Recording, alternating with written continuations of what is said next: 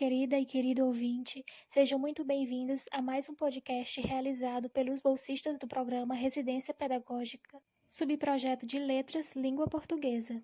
Me chamo Ana Carolina e, juntamente com meus colegas Maclina Almeida e Vitor Kibutamena, iremos apresentar uma aula de leitura que abordará os conceitos de intertextualidade e interdiscursividade através dos gêneros textuais discursivos, conto e notícia. O tema a ser abordado nos textos se trata do feminismo negro, uma vertente do feminismo que constitui um movimento teórico, político e social, protagonizado por mulheres negras que buscam a visibilidade das pautas do grupo e discutir as relações de gênero concomitante com a luta antirracista. O primeiro texto se trata do conto Maria, da escritora Conceição Evaristo. Antes de partirmos para a leitura do texto, vamos aprender um pouco mais sobre a vida e obras da escritora. Maria da Conceição Evaristo de Brito nasceu em Belo Horizonte em 1946. Oriunda de uma família humilde, se interessou pela literatura desde muito nova por influência de sua mãe. Ela conseguiu realizar seu sonho de se tornar uma escritora apenas quando migrou para o Rio de Janeiro na década de 70, onde foi graduada em Letras pela Universidade Federal do Rio de Janeiro e trabalhou como professora de rede pública de ensino na capital fluminense. Fez mestrado em Literatura Brasileira pela PUC do Rio de Janeiro com a dissertação Literatura Negra, uma poética da nossa afro-brasilidade, e doutorado em Literatura Comparada na Universidade Federal Fluminense com a tese Poemas Malungos, Cânticos Irmãos. Ao longo de sua carreira, Conceição recebeu vários títulos e prêmios. Foi finalista do Prêmio Jabuti, o mais tradicional prêmio literário do Brasil, na categoria Contos e Crônicas, pelo livro Olhos d'Água, em 2015. E em 2018 recebeu o Prêmio de Literatura do Governo de Minas Gerais pelo conjunto de sua obra. Conceição é uma escritora que possui bastante relevância no meio acadêmico dentro e fora do país, pois aborda em suas obras temática de grande importância social, como a condição do negro e, em especial, a mulher negra, a luta e a resistência, a memória, o legado histórico e os reflexos da escravidão. Agora vamos para a leitura do conto Maria, que foi incluído nos Cadernos Negros e faz parte da coletânea Olhos d'Água de Conceição Evaristo. Maria estava parada há mais de meia hora no ponto de ônibus. Estava cansada de esperar. Se a distância fosse menor, teria ido a pé. Era preciso mesmo ir se acostumando com a caminhada. Os ônibus estavam aumentando tanto. Além do cansaço, a sacola estava pesada. No dia anterior, no domingo, havia tido festa na casa da patroa. Ela levava para casa os restos, o osso do pernil e as frutas que tinham enfeitado a mesa. Ganhara as frutas e uma gorjeta. O osso a patroa ia jogar fora. Estava feliz, apesar do cansaço. A gorjeta chegara numa hora boa. Os 2 filhos menores estavam muito gripados. Precisava comprar xarope e aquele remedinho de desentupir o nariz. Daria para comprar também uma lata de Toddy. As frutas estavam ótimas e havia melão. As crianças nunca tinham comido melão. Será que os meninos gostavam de melão? A palma de uma de suas mãos doía. Tinha sofrido um corte bem no meio, enquanto cortava o pernil para a patroa. Que coisa! Faca laser corta até a vida. Quando o ônibus apontou lá na esquina, Maria abaixou o corpo, pegando a sacola que estava no chão entre suas pernas. O ônibus não estava cheio, havia lugares. Ela poderia descansar um pouco, cochilar até a hora da descida. Ao entrar, um homem levantou lá de trás, do último banco, fazendo um sinal para o trocador. Passou em silêncio, pagando a passagem dele e de Maria. Ela reconheceu o homem. Quanto tempo, que saudades, como era difícil continuar a vida sem ele. Maria sentou-se na frente. O homem sentou-se ao lado dela. Ela se lembrou do passado, do homem deitado com ela, da vida dos 2 no barraco, dos primeiros enjoos, da barriga enorme que todos diziam gêmeos e da alegria dele. Que bom, nasceu, era um menino e haveria de se tornar um homem. Maria viu, sem olhar, que era o pai de seu filho. Ele continuava o mesmo, bonito, grande, o olhar assustado não se fixando em nada e em ninguém. Sentiu uma mágoa imensa. Por que não poderia ser de outra forma? Por que não podiam ser felizes? E o menino, Maria? Como vai o menino? Cochichou o homem.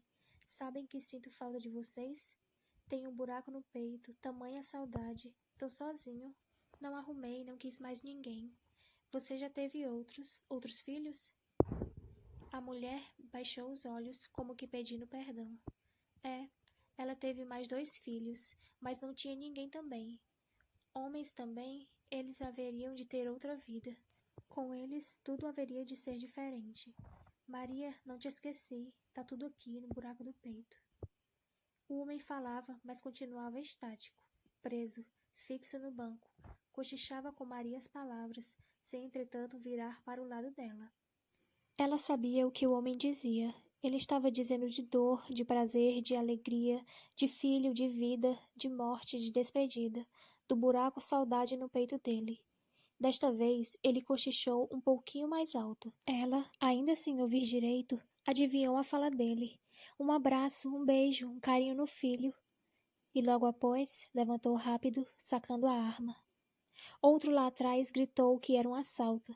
Maria estava com muito medo, não dos assaltantes, não da morte, sim da vida. Tinha 3 filhos. O mais velho, com 11 anos, era filho daquele homem que estava ali na frente com a arma na mão. O de lá de trás vinha recolhendo tudo. O motorista seguia a viagem.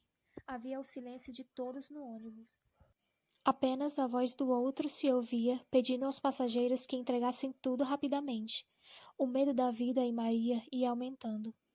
Meu Deus, como seria a vida de seus filhos? Era a primeira vez que via um assalto no ônibus. Imaginava o terror das pessoas. O comparsa de seu ex-homem passou por ela e não pediu nada. Se fossem outros os assaltantes, ela teria para dar uma sacola de frutas, um osso de pernil e uma gorjeta de 1000 cruzeiros. Não tinha relógio algum no braço, nas mãos nenhum anel ou aliança. Aliás, nas mãos tinha sim, tinha um profundo corte feito com faca laser que parecia cortar até a vida. Os assaltantes desceram rápido. Maria olhou saudosa e desesperada para o primeiro. Foi quando uma voz acordou a coragem dos demais. Alguém gritou que aquela puta safada conhecia os assaltantes. Maria assustou-se. Ela não conhecia assaltante algum. Conhecia o pai de seu primeiro filho. Conhecia o homem que tinha sido dela e que ela ainda amava tanto. Ouviu uma voz. Negra safada, vai ver que estava de coleio com os 2. Outra voz, ainda lá do fundo do ônibus, acrescentou. Calma, gente. Se ela estivesse junto com eles, teria descido também. Alguém argumentou que ela não tinha descido só para disfarçar. Estava mesmo com os ladrões. Foi a única a não ser assaltada? Mentira, eu não fui, não sei por quê. Maria olhou na direção de onde vinha a voz e viu um rapazinho negro e magro, com feições de menino e que lembrava vagamente seu filho. A primeira voz, a que acordou a coragem de todos, tornou-se um grito. Aquela puta, aquela negra safada estava com os ladrões. O dono da voz levantou e se encaminhou em direção a Maria. A mulher teve medo e raiva. Que merda, não conhecia assaltante algum, não devia satisfação a ninguém. Olha só, a negra ainda é atrevida, disse o homem, lascando um tapa no rosto da mulher. Alguém gritou, lincha, lincha, lincha. Os passageiros desceram e outros voaram em direção a Maria. O motorista tinha parado o ônibus para defender a passageira. Calma, pessoal, que loucura é essa? Eu conheço esta mulher de vista. Todos os dias, mais ou menos neste horário, ela toma um ônibus comigo. Está vindo do trabalho, da luta para sustentar os filhos. Lincha, lincha, lincha. Maria punha sangue pela boca, pelo nariz e pelos ouvidos. A sacola havia arrebentado e as frutas rolavam pelo chão. Será que os meninos gostam de melão? Tudo foi tão rápido, tão breve. Maria tinha saudades do seu ex-homem. Por que estavam fazendo isso com ela? O homem havia segredado um abraço, um beijo, um carinho no filho. Ela precisava chegar em casa para transmitir o recado. Estavam todos armados com faca laser, que corta até a vida. Quando o ônibus esvaziou, quando chegou a polícia, o corpo da mulher já estava todo dilacerado, todo pisoteado. Maria queria tanto dizer ao filho que o pai havia mandado um abraço, um beijo, um carinho. Queridos ouvintes, esta foi a leitura do conto Maria, de Conceição Evaristo, e agora a bolsista Maclina Almeida irá apresentar uma notícia jornalística sobre o feminismo negro e fazer uma análise intertextual discursiva entre o conto e a notícia. Olá, sou a residente Maclina Almeida e darei continuidade aqui à nossa apresentação com a notícia do portal SBT News, no qual fala que grande porcentagem das mulheres negras sofreram algum tipo de discriminação racial ainda durante a infância. Segundo o Instituto Brasileiro de Geografia, mulheres negras correspondem a 28% da população brasileira. Alexandra alerta sobre a exploração sofrida por mulheres negras, já que muitas vezes, para uma mulher branca ir trabalhar, ela explora uma mulher negra ou várias para cuidar do seu lar e dos filhos. Em 1989, Kimberlé Crenshaw, teórica feminista e professora estadunidense especializada em questões de raça e gênero, trouxe o conceito de interseccionalidade, forma pela qual o racismo, o patriarcalismo, a opressão de classe e outros sistemas discriminatórios criam desigualdades básicas que estruturam as posições relativas de mulheres, raças, etnias e classes. Kátia Araújo, National Artist da NAC Cosméticos, também corrobora com a opinião que o recorte racial vai além da perspectiva de gênero. O racismo estrutural é o ponto de separação e da invisibilidade das dores das mulheres negras no feminismo. Se traçarmos um paralelo entre mulheres não negras e mulheres negras, outras questões específicas atribuídas à racialização trarão uma realidade mais excludente e violenta a essa mulher negra. Complementa Araújo. Outro ponto importante a ser observado é que mulheres negras sofrem mais assédio que mulheres brancas. Conforme o levantamento divulgado pelo LinkedIn e pelo Think Eva, as maiores vítimas de assédio sexual no país são as mulheres negras, 52%. Na visão da psicóloga Larissa Ribeiro, esse número vem do processo de escravização, em que dezenas de mulheres escravizadas foram abusadas e a prática continuada, por exemplo, com empregadas domésticas. Ela ainda acrescentou sobre a construção social das mulatas, remetendo a características sexuais.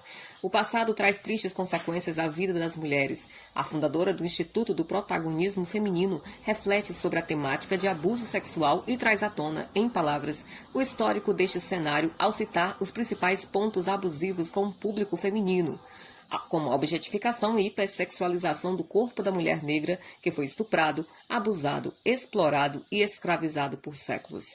E por falar em consequência, é necessário citar que grande parte dos impactos negativos e traumas são causados ainda nos primeiros anos de vida durante a infância, como foi mostrado na imagem, né? Muitas das vezes por não se sentirem representadas ou por serem alvos de comentários maldosos pela cor da pele, características físicas e o cabelo. Se tratando do assunto e sua divisão entre feminismo negro e feminismo, a psicóloga Larissa destacou que existe diferença entre os dois. E, para além disso, o movimento, de modo geral, possui diversos subgrupos com pautas diversas, que é onde encontramos o liberal, o radicalismo interseccional, negro, entre outros. De acordo com a especialista, foi notado que o que formou o movimento lá no fim do século XIX não abarcava todas as mulheres, tendo seu direcionamento para brancas e burguesas. A criação de outros espaços, como é o caso do feminismo negro, se deu porque muitas das vezes essas mulheres não eram ouvidas naquele cenário inicial. Os relatos corroboram para a importância do tema não só do Dia da Consciência Negra, mas para uma conscientização, como explica Araújo ao reforçar que a luta por igualdade deve ser universal e em todos os dias do ano, não somente no mês de novembro. E aqui temos a fonte dessa notícia, dessa matéria, SBT News, Feminismo Negro, Luta das Mulheres Negras e a Diferença do Movimento 2021. Você pode acessar esse link. Bom, e aqui eu vou para uma breve análise, intertextual entre o conto e também entre a notícia, para falar que o conto ele é da escritora Conceição Evaristo, também mulher negra, e que bastante lida aí também no feminismo negro. Ela também teve na sua vida foi empregada doméstica, e aqui no conto Maria nós podemos ver essa questão da violência do corpo da mulher, não só pela sua condição social, também temos aí a condição dela racial, que colocaram ela como uma pessoa referente ao crime, e nós temos também a questão aqui da notícia que fala sobre a questão do corpo feminino, da mulher negra, ser vista com mais frequência pela questão do assédio, dadas suas características, e essa é uma diferença que o feminismo negro traz em relação ao feminismo tradicional, né? Que é justamente abordar as questões também não só de gênero, mas também de raça, porque muitas das pautas do feminismo negro não eram incluídas no feminismo, né? Como de um modo geral. E o importante destacar também, quem traz essa voz aqui no conto, aqui trazendo um pouco de análise do discurso para a nossa leitura, é justamente o sujeito do discurso. Quem é o sujeito do discurso? Conceição Evaristo. Então, basta entender aqui qual é a formação discursiva, no caso, tanto do texto, do conto, né, literário, né, do texto literário, como também aqui da notícia, que no caso abarca uma formação discursiva do feminismo negro. Então, os assuntos tratados, né, entram nessa seara. Bom, e falando ainda sobre essa questão da autoestima, da beleza da mulher negra, do cabelo crespo, como foi colocado aqui, né, pela notícia e tal, eu indico ainda a leitura de duas obras da escritora de literatura afro-brasileira, né, a Kilsan de Oliveira.